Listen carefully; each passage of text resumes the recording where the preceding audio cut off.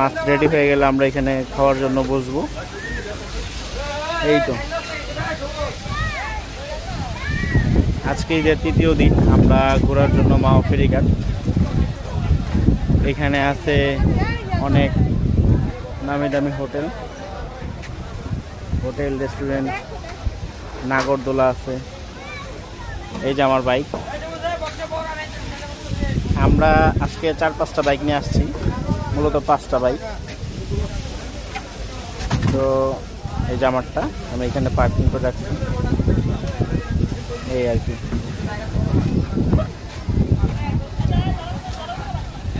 প্রত্যেকটা দোকানে ভালোই ভিড়, কোনোটার চাইতে কম বা বেশি ভিড় না। ঈদের সিজন তো, মানে কক্সবাজারে যেমন ভিড় হয়ে থাকে, এইখানে ওরকমই একটা আমেজ দেখা যাইতেছে।